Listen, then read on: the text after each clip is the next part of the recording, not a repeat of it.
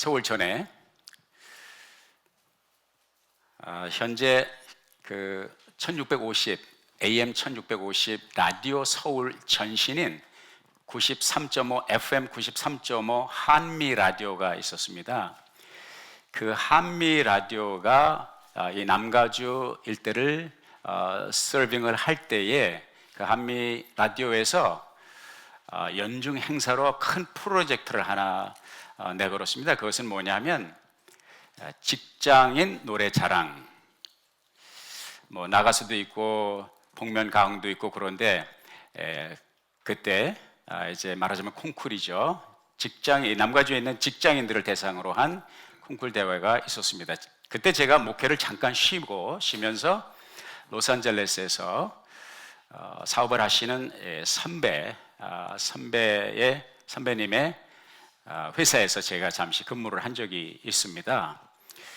그때에 직장 동료들이 저에게 등을 떠다 밀면서 당신 노래 잘하니까 우리 회사를 대표해서 직장 노래 대회에 나가십시오. 제가 사양하다가 결국은 등 떠밀려서 직장 노래 대회 그 방송 한미라디오에서 주관하는 직장 노래 대회에 나갔습니다. 1월 달부터 12월 달까지 남가주에 있는 내노라는 직장에 노래하는 사람들이 모였습니다. 대한항공, 그 다음에 낙엽 따라 가버린 사랑, 차중낚시의 동생 되는 그분하고 나하고 이제 가깝게 이렇게 친구 삼아서 지내고 그랬는데 정말 노래들을 잘하더라고요. 이렇게 카운트를 해보니까 1년 동안 1월 달부터 예선전을 치러서 12월 달까지 갔는데 한 200명 정도는 출연을 했던 것 같아요. 그래서 12월 달에 결승을 하는데 참 감사하게도 어떻게 예선에 통과해서 제가 12월 결승에 올라갔어요. 할렐루야. 기분 나쁘세요? 그래서 12월에 이벨 극장에서 로스앤젤레스 이벨 극장 아시죠? 거기서 연말 결선이 있었습니다. 정말 기가 막히게 노래들을 잘하더라고요. 야, 이렇게 숨은 가수들이 많이 있구나. 그날 이제 행사를 마치면서 결론을 이제 내려야 될 거 아니에요. 누가 시상을 받아야 될지. 그날 사고가 생기더라고요. 그 사고는 무슨 사고냐?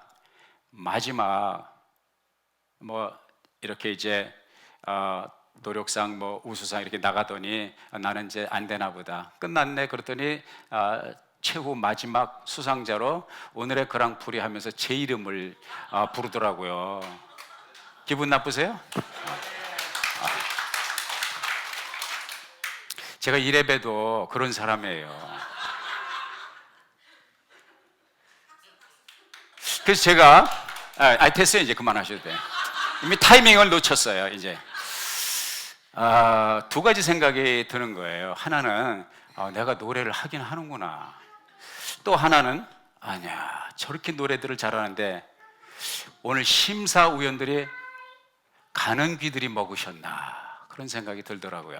어떻든 그때 이제 제가 장원을 하고 그리고 이제 그 상품으로 그 당시 가라오케를 제가 가라오케 세트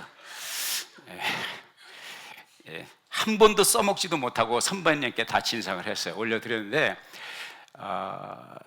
그리고 나서 재미있는 일이 두 가지 일이 생겼어요. 하나는 어떤 아가씨가 나한테 프로포즈를 하더라고요. 있을 수 있는 일이죠, 그죠? 아주 예쁜 아가씨야. 근데 그 손을 내가 왜 뿌리쳤는지 몰라. 지금 생각해보면 사모님이 들어오셔서 내가 그 말을 못하겠네. 어떻든간 그때 그 손을 잡았으면 큰일 날 뻔했죠. 우리 사모님 못 만날 뻔했잖아요. 할렐루야. 두 번째 어떤 일이 생겼냐면 잡오퍼가 들어왔어요. 잡오퍼가 들어왔는데 그것은 로스앤젤레스에 있는 유수한 대형 호텔에서 저한테 잡오퍼가 들어왔어요. 그 호텔에 전속 싱어로 섬겨줄 수 있냐? 기분 나쁘지 않잖아요. 그래서 이제 중간에 제 지인이 저를 이제 다리를 놓아서 그 호텔의 매니저를 만났습니다. 매니저를 만나서 이제 인터뷰를 하는데 나한테 그러더라고요. 우리 호텔에 외국 사람들이 많이 옵니다.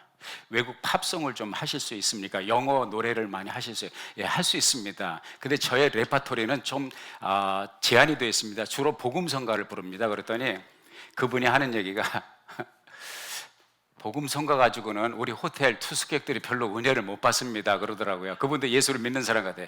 복음성가를 가지고서는 우리 손님들을 은혜를 끼칠 수가 없습니다. 이제 그렇게 표현을 해서 어떻든 그 일이 참 결렬이 됐어요. 제가 잘못했으면 직업 전선이 바뀔 뻔했는데 정말 천만다행으로 정말 그때의 인터뷰에서 이제 결렬이 돼서 감사를 드립니다. 이 말씀을 드리는 이유는 오늘 본문에 등장하고 있는 이 일화가 제가 그때 경험했던 그 경험과 정반대 급부의 현상이 오늘 본문 말씀에 기록되고 있습니다. 그때 제가 자모포를 받았을 때는 내가 부를 수 있는 노래는 찬송과 복음성가밖에 없습니다. 물론 이제 그 노래자랑 대회에서는 제가 뭐 찬송을 한 건 아니죠. 이제 가곡을 불렀습니다. 그런데 내가 영어로 자유롭게 부를 수 있는, 편하게 부를 수 있는 노래는 복음성가입니다. 복음성가 가지고는 예수 안 믿는 사람이 은혜를 받지 못합니다. 이렇게 결론이 났는데 오늘 본문 말씀의 시편 137편 1절부터 6절의 말씀의 그림을 보면 바벨론 강변의 바벨론 사람들이 유대인인 히브리 사람들에게 시온의 노래를 좀 불러달라고 합니다. 이게 우리식으로 표현하면 예수 안 믿는 사람이 예수 믿는 사람에게 찬송가를 좀 불러달라, 이런 부탁과 마찬가지죠. 그런데 이 히브리 사람들이 그 부탁을 받으면서 예스라고 답을 할 수가 없는 거예요. 내가 찬송을 부르겠다고 말할 수가 없는 거예요. 수금을 켜겠다고 말할 수가 없는 거예요.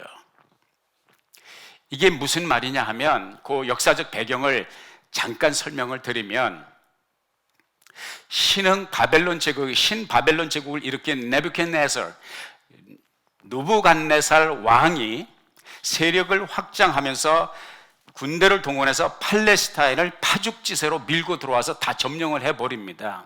결국 마지막에 BC 580, 주전 586년에 예루살렘이 초토화되고 성전이 다 불타 소실되고 성이 다 무너지고 완전히 쑥대밭이 되는 것이지요.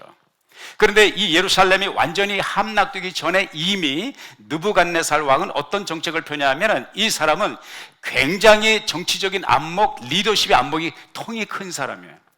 어느 나라에 원정을 가서 정복을 하든지 그 정복한 나라의 그 민족의 쓸만한 인재들은 다 차출을 해서 어디로 데려가냐? 바벨론 본토로 데려가는 것입니다. 그래서 그들을 바벨론 문화를 교육하고 바벨론의 역사를 가르치고 바벨론의 언어를 가르쳐서 바벨론 사람을 만들어서 인재로 등용하는 것입니다. 그 중에 한 사람이 다니엘이었고, 여러분들이 잘 아시는 대로 다니엘의 세 친구 사드락 메삭 아벳느고와 같은 사람들은 예루살렘이 함락되기 전에 이미 오래전에 1차적으로 쓸만한 인물이다 해서 끌려간 것이죠. 그 끌려 포로로, 말하자면 POW죠, Prisoner of War, 이제 포로로서 포박되어 송치된 그 사람들이 바로 오늘 본문 속에 등장하는 바벨론의 여러 강변에서, 왜 여러 강변이에요? 바벨론은 유프라테스강, 티그리스강, 또 그 외에 또 다른 강들이 있죠. 이런 강에 가서 그발강 같은 그런 강이 있어요. 그 강변에서 심심하니까 이 사람들에게 노예로서, 포로로서 일을 시키는 레이버를 착취하던 바벨론 사람들이, 예수도 안 믿는 사람이 우리식으로 말하면 하나님을 모르는 그 사람들이 당신들 노래를 불러봐. 당신들은 예배 드릴 때 하나님 앞에 드리는 저 수금 있지 저거, 자 당신이 부르는 노래 있지 그거 불러봐. 그 부탁을 받은 이 히브리 사람들이 이 삶의 현장에서 자기들의 등에 채찍을 내리꽂는 바벨론 사람들을 위해서 기쁨조 역할을 하라고 그럴 때, 그 기쁨조 역할을 할 때 특별히 하나님 앞에 예배 드릴 때 사용하는 그 찬송을 부르라고 할 때 도저히 부를 수 있는 그런 마음이, 그런 감정이, 그런 정서가 생길 수가 없었던 것이죠. 그리고 그들은 그 수금을 바벨론 강변 수금을 그 버드나무 위에 걸어놓고, 이거 참 그림 보여드려야지. 요거는 바벨론 강변에서 수금을 걸어놓고 노래 대신에 저들은 하염없는 눈물을 흘리면서 탄식하면서 울은 현장이 바로 오늘 본문 속에서 만나는 그런 현장이라고 할 수가 있겠습니다.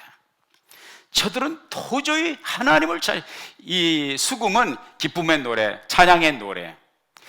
바벨론 사람들이 저들에게 요구했던 것은 좀 흥을 돋구는 노래를 불러봐.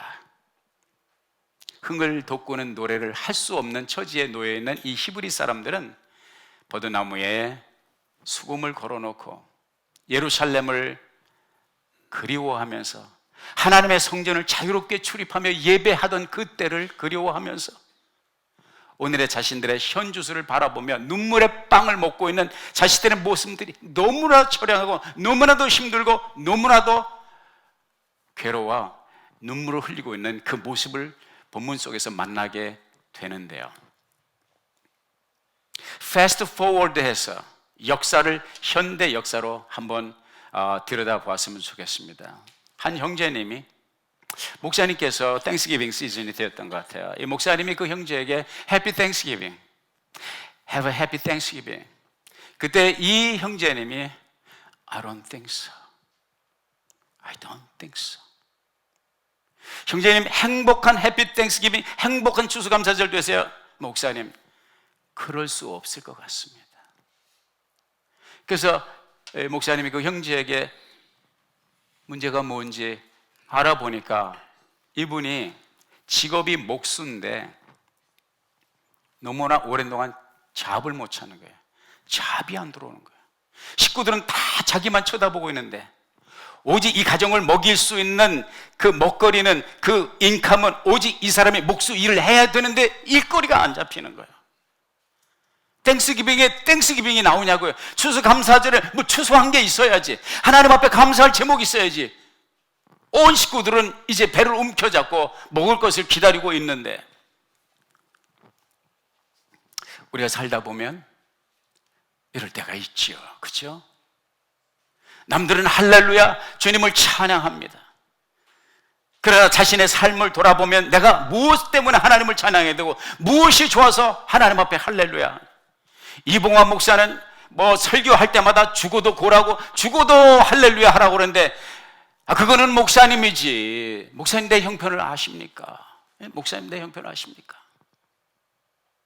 목구멍이 포도청인데 먹고 살 길이 막막한데 어떻게 할렐루야가 나오고 어떻게 하나님 앞에 감사가 나오는, 이러한 상황 속에 마치 바벨론 강변에 수금을 버드나무에 걸어야 되었던 히브리 사람들과 같이 노래 대신, 할렐루야 대신 눈물을 쏟아 놓을 수밖에 없는 상황이 있게 되는 것이죠.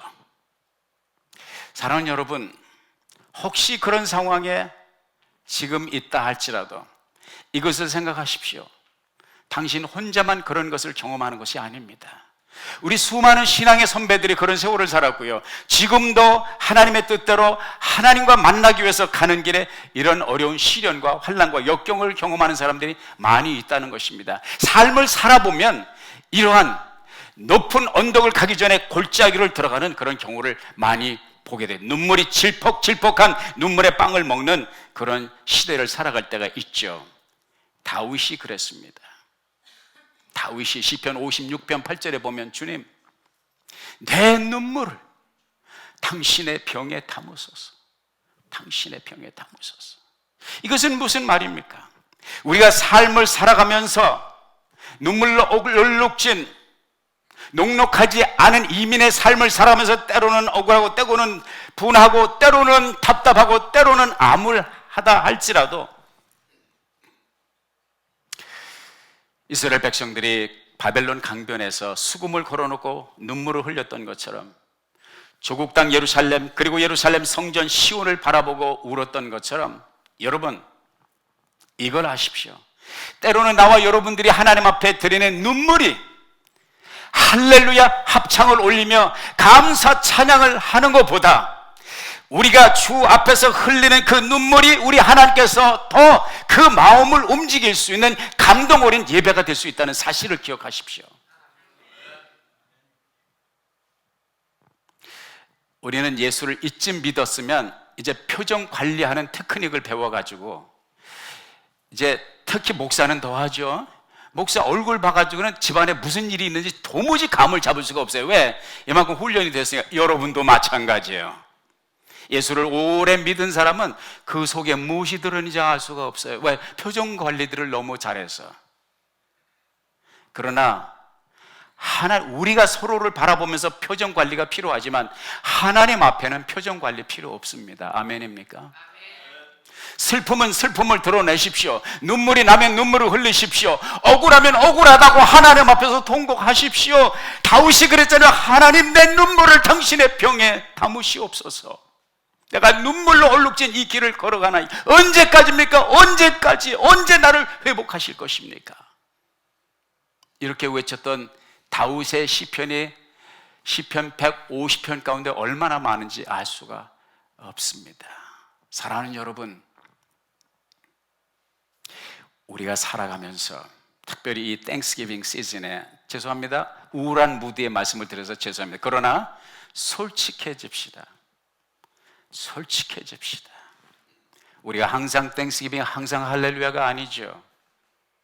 그 땡스기빙을 하기에는, 할렐루야를 외치기 전에는 해결되어야 될 풀지 못한 숙제가 너무 많은 거예요. 내 눈에 눈물이 마를 새가 없는 거예요. 그러면 목사님, 나더러 어쩌란 말입니까? 내가 이거 하나 말씀드리고 마치기를 원합니다. 목수가 대패질을 하고 톱질을 할 수 있는 환경이 만들어지지 않아요. 그렇게 사방에 길을 찾아도, 잡 오퍼를 찾아도 잡 오퍼를 받을 수 없는, 잡의 기회를 찾을 수 없는, 정말 불안하고 두려운 기나긴 어두운 터널을 지난 것 같은 그런 상황 속에서는 과연 하나님 앞에 정말로 감사할 것이 없는가? 감사할 수가 없는가? 감사의 노래를 부를 수가 없는가? 결론부터 말씀드릴까요? 그래도 감사할 수 있다는 것입니다. 시편은 150편으로 되어 있습니다. 시편은 우리식으로 말하면 이스라엘 사람들이 하나님 앞에 예배 드릴 때 찬송가로 쓰는 거예요. 합동찬송, 통일찬송, 사찬송가, 개편찬송, 요즘 복음성가 있죠. 다 책으로 나와 있잖아요. 거기에 올라가 있는 곡들은 아무렇게나 막 실은 것이 아니죠. 이 편찬위원회가 모여서 숙고하고 해서 올려놓은 곡들이 이 찬송가에 올라와 있는 것입니다. 시편에 150편이 있지만은 성도들이, 하나님의 사람들이 기록한 시는 150편만 있는 것이 아니에요. 수천 편이 있는데 어떻게 150편이 올라왔느냐? 이 시편 편찬위원회 랍비들이 모여서 심사숙고하고 기도하고 심사숙고해서 올린 이 찬송시가 시편 150편으로 되어 있는 기가 막힌 책인데요, 이 책이, 이 시편 한 편 한 편이 그냥 아무렇게나 두서없이 만들어진 것이 아닙니다. 모두가 뜻이 있고 메시지가 있다는 것이에요. 시편 1편이 어떻게 시작되는지 아시죠? 복 있는 사람은 악인의 꾀를 쫓지 아니며 죄인의 길에 서지 아니하며 오만한 자의 자리에 앉지 아니하고 오직 여호와의 율법을 즐거워하여 그 율법을 주야로 묵상하는 자로다. 저는 시냇가에 심은 나무가 시들을 쫓아 과실을 맺음과 같으니. 너무너무 좋은 말씀이죠. 이렇게 시작이 돼요. 그 시편 마지막 150편 마지막 절이 어떻게 끝나는지 아십니까? 호흡이 있는 자마다, 호흡이 있는 자마다, 살아있는 자마다 여호와를 찬양할지어다. 할렐루야. 마지막에 할렐루야. 복 있는 사람은 할렐루야. 1장과 시편 150편 사이에는 수많은 사연, 수많은 눈물, 수많은 전쟁, 수많은 고투가 담겨져서 묵은지가 나오는 것처럼 성도들의 가슴을 울렁거리게 하는 그 깊이 있는 눈물의 샘에서 길어낸 찬송시들이 있는데요, 그 중에 하나 더 말씀드릴까요? 왜 이 시편이 마구잡으로 아무렇게 랜덤리 만들어진 것이 아니라 orderly, 하나님께서 감동하셔서. 시편 23편 얼마나 좋아요. 같이 해봅시다. 여호와는, 시작, 여호와는 나의 목자시니 내게 부족함이 없으로다. 아유, 이렇게 좋은 시가 어디 있어요? The Lord is my shepherd, I shall not want. I will lack nothing.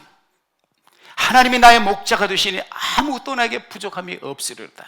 너무너무 좋은 다윗의 시죠. 다윗이 썼어요. 그런데요, 이 시편 23편 전에 시편 몇 편이 있게요? 모르십니까? 그렇지, 22편. 시편 23편 전에는 시편 22편이 있습니다. 역시 다윗이 기록했습니다.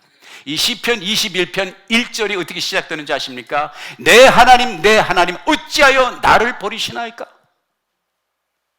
나의 하나님 어찌하여 나를, 어디서 많이 듣던 소리 같지 않습니까? 예수님께서 마지막 십자가에 운명하실 때 가성 7원 가운데 하나가 엘라이 라마 사박다니, 엘리 라마 사박다니, 나의 하나님 어찌하여 나를 버리시나이까? 그 시편 22편 6절에 보면 이런 말씀이, 나는 벌레요 사람이 아닙니다. 나는 벌레요 사람이 아닙니다. 이 말씀이 기록되어 있습니다. 여기서 나오는 벌레는 어떤 벌레냐면, 히브리어로 원어로 좀 길어요. 톨라트. 나 이거 연습하느라고 얼마나 내가 고생하는지 몰라요. 근데 아직도 안 되잖아. 아직도 뭐예요? 톨라트. 됐네 이제. 톨라트. 이 벌레의 이름이, 고유명사, 이 벌레의 이름이 그거예요. 이 벌레의 이름이 영어로 어떻게 번역이 되면 crimson worm 혹은 scarlet worm, 주홍벌레, 진홍벌레, 그렇게 되어 있어요. 다윗이 하나님의 감동으로 자신의 고난의 현장에서 또 다른 바벨론 강변에서 눈물의 빵을 먹으면서, 이게 언제 쓴 거냐면 이제 그 사울에게, 자기 선왕인 사울에게 정말 쫓겨다니 10년 넘게 쫓겨다니면서 목숨아 나 살려라, 그러고 걸음아 나 살려라, 도망 다니면서 고난의 현장에서 블레셋 사람들에게 체포됐을 때 그 심정을 이렇게 노래하고, 나는 벌레요 사람이 아닙니다. 그런데 이 말씀은 어떤 말씀이냐? 장차 우리 주님께서 하나님 앞에서 십자가에서 고통을 당하면서 그 마음에 담은, 십자가의 고난의 길을 걸어갔던 그분이 마음에 담고 외친 그 소리라 이것이에요.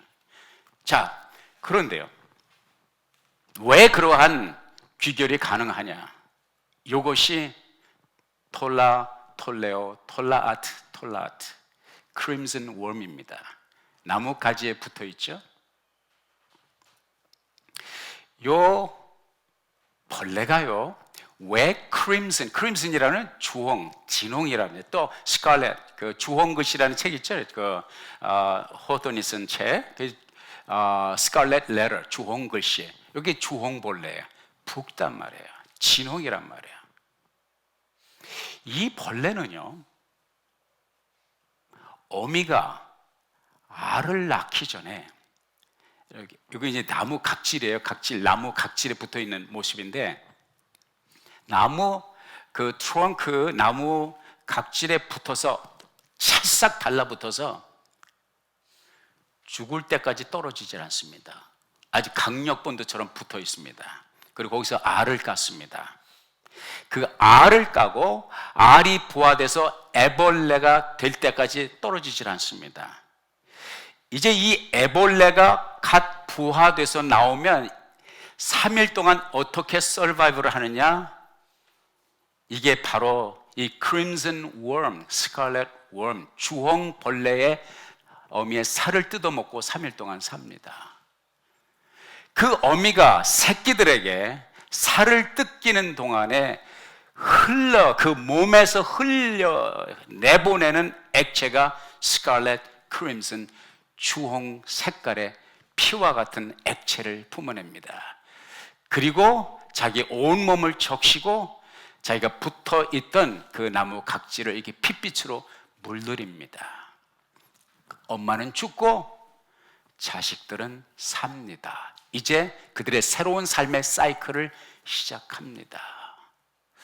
이 크림슨 웜의, 이 벌레의 삶의 사이클에서 생각나는 거 없습니까? 나무에 달렸다, 살을 뜯긴다, 피를 흘린다, 죽는다, 애벌레가 살아간다, 새로운 생이 시작된다. 예수님 아닙니까? 우리 예수님께서 십자가를 지시고 사람들의 조롱을 받으면서 모인 무리들에게 손과 발에 못이 박히고 머리에 가시관 쓰이고 로마 병정에게 옆구리에 창이 찔리고 물과 피를 남김없이 다 쏟았을 때까지 사람들은 네가 내려와라, 네가 선지자면, 네가 하나님의 아들이면 그 십자가에서 내려와라 내려와라 하는데, 마치 그 벌레가 크림슨 웜이 나무에 찰싹 달라붙어서 나는 죽어도 이 나무에서 떨어지지 않는다, 내 사명을 다하는 날까지는, 다하는 순간까지는, 내 새끼가 살아 숨쉬는 그때까지 나는 이 나무에서 떨어질 수 없다 붙어서 살이 뜯기고 피를 흘리는 마지막 순간까지 견디는 크림슨 웜, 톨라트처럼 우리 주님은 십자가에서 내려오실 수 있었지만 내려오기를 거부하셨습니다. 사람들의 조롱과 벌레처럼 쳐다보는 그 무리들의 조롱과 침뱉음을 다 당하셨습니다. 물과 피를 쏟으시고 목이 말라 내가 목마르다 외치면서 나의 하나님 어찌하여 나를 버리시나이까 외치셨던 분은 다윗의 외침을 통해서 이미 예견됐던 우리 예수님의 외침이셨습니다. 그래서 이사야서 53장 5절에 그가 찔림은 우리의 허물을 인하며 그가 상함은 우리의 죄악을 인합니다. 그가 징계를 받음으로 우리가 평화를 누리고 어미가 죽어서 자식이 살듯이 그가 징계를 받음으로, 그가 죽음으로 내가 살고 그가 징계를 받음으로 내가 평화를 누리고 그가 채찍에 맞음으로 내가 나음을 입었도다. 이제는 시편 22편에 등장하는 그 벌레, 나는 벌레요, 이것은 다윗의 소리일 뿐만 아니라 예수님의 외침이었다는 것입니다. 이해가 가십니까? 16절에 보면 무리가 나를 둘러 내 수족을 찔렀나이다. 시편 22편 18절에 보면 내 겉옷을 나누며 속옷을 제비 뽑나이다. 예언이거든요. 예수님께서 십자가의 고난을 당하실 그 현장에서 경험한 모든 것이 시편 22편에 나와 있거든요. 그 시편 22편이 지나가고 시편 몇 편이 나와요? 시편 23편이 나오는 거예요. 여호와는 나의 목자시니 내가 부족함이 없습니다. 다윗은 죽을 고비 많이 넘겼습니다. 다윗은 많은 것을 상실했습니다. 남이 경험하지 못한 인생의 쓴맛을 너무 많이 맛보았습니다. 그 고난의 정점인 시편 22편을 지나고 23편 여호와는 나의 목자십니다.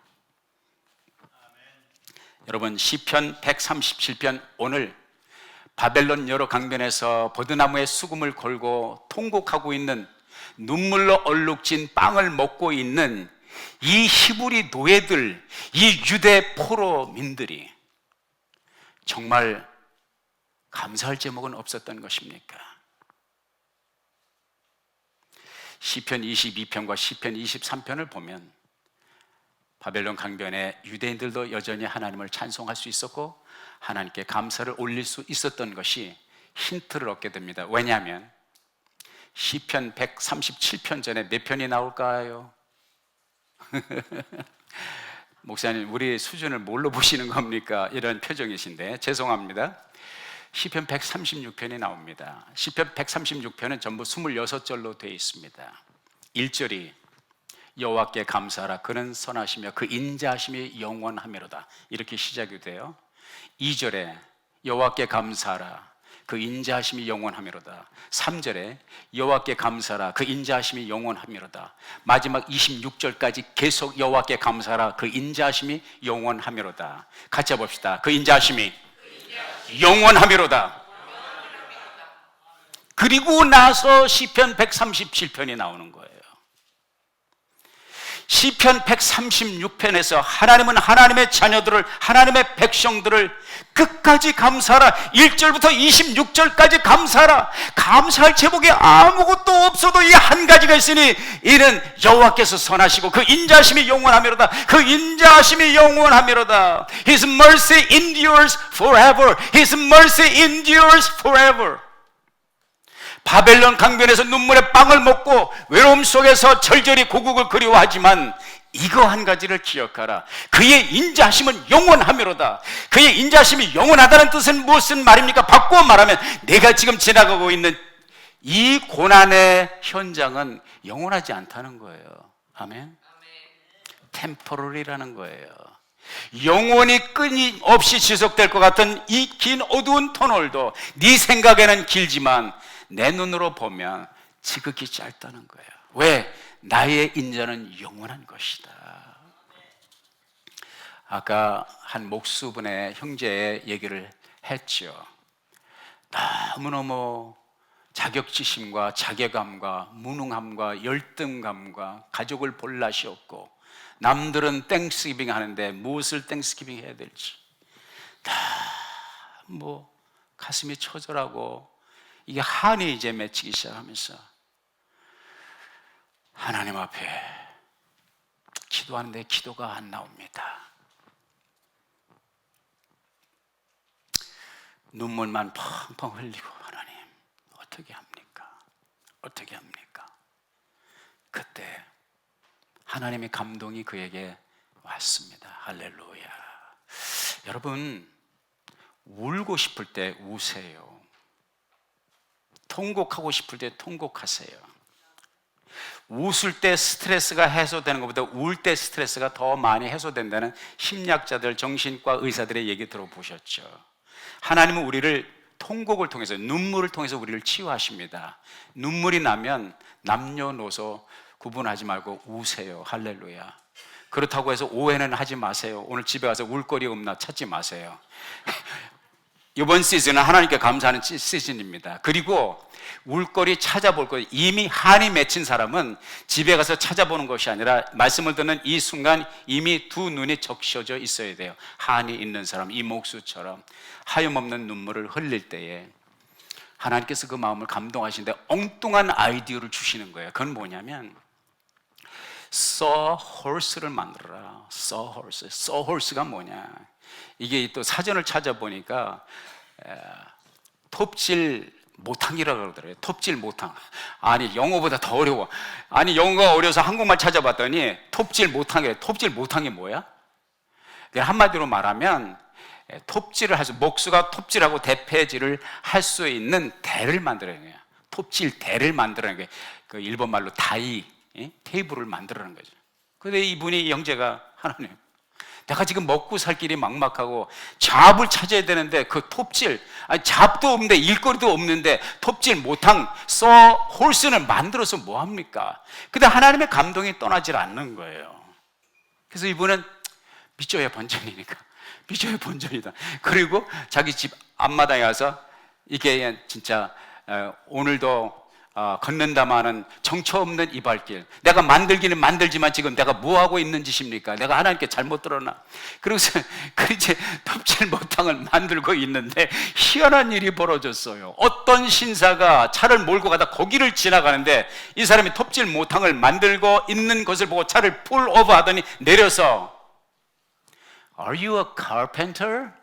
목수십니까? 그러더래. 예, 목수입니다. 아이고, 이렇게 만날 거 난 당신 찾느라고 얼마나 헤맨지 몰라요. 목수를 찾는데 목수를 그렇게 구하기가 힘들어요. 만났고요. 우리 일을 맡아주세요. 잡오포가 들어가죠. 할렐루야. 그 이후로, 그 잡오포를 받은 이후로 이분이 간증할 때가 20년이 지났는데, 그때 내가 눈물의 빵을 먹으면서 하나님 앞에 통곡을 한 이후에 하나님께서 나에게 감동을 주시고 그 감동에 순종하여 톱질 모탕을 만든 이후에 나는 지금까지 20여 년 동안 잡이 없어서 고민해 본 적이 없습니다. 할렐루야. 우리 하나님은 그 인자하심이 영원합니다. 우리는 그저 요거 하나만 보지만 우리 하나님은 모든 것을 보십니다. 얼마나 아름다운 간증입니까? 바벨론 강변의 히브리 사람들처럼 수금을 버드나무에 걸고 통곡하고 싶습니까? 이거 한 가지만 기억하십시오. 통곡을 해도 좋은데 아무 데나 가서 통곡하지 말고 하나님 앞에 나와 통곡하기 바랍니다. 하나님 앞에서 눈물을 쏟기를 바랍니다. 저는 우리 교우들 가운데 그 눈물의 골짜기를 지나고 하나님의 역사를 체험한 분들도 있다는 것을 압니다. 한나가 그랬습니다. 다윗이 그랬습니다. 요셉이 그랬습니다. 다니엘이 그랬습니다. 이 눈물을 주님 앞에 떨군 자가 하나님께서 그 눈물병에 그들의 눈물을 담으시고 역사하십니다. 한나는 비록 억울하고 분통하여 눈물을 하나님 앞에 하나님의 성전에서 울렸지만은 이듬해 그 성전에 다시 방문할 때는 누구를 안고 옵니까? 자식이 없어서 무자한 그 억울함 때문에 하나님 앞에 눈물을 흘렸는데 한 해가 바뀌고 사무엘을 안고 하나님 앞에 옵니다. 그 사무엘이 누굽니까? 이스라엘의 역사를 바꿔놓은 사람입니다. 이 아름다운 추수감사 뜻깊은 계절에 풀리지 않은 숙제, 마르지 않은 눈물이 있습니까? 절망하지 마십시오. 감사가 나오면 감사를 올리고, 찬양이 나오면 찬양을 올리고, 너무 감격하여 흥분이 되면 춤을 추시고, 너무 힘들고 어려워 눈물이 나면 눈물을 흘리십시오. 이 감사의 계절에 주님은 그 눈물도 받으실 줄로 믿습니다. 여러분의 눈물이 변하여 찬송이 되는 그 귀한 간증을 다른 이에게 빼앗기지 않는 은혜가 있기를 주의 이름으로 축원합니다. 기도하겠습니다. 아버지 하나님, 주신 말씀 마음에 하루 새기고 우리의 삶 속에 접목하여 이 아름다운 계절에 노래로든 춤으로든 눈물로든 하나님 앞에 다가가게 하여 주옵소서. 예수님 이름으로 기도하옵나이다. 아멘.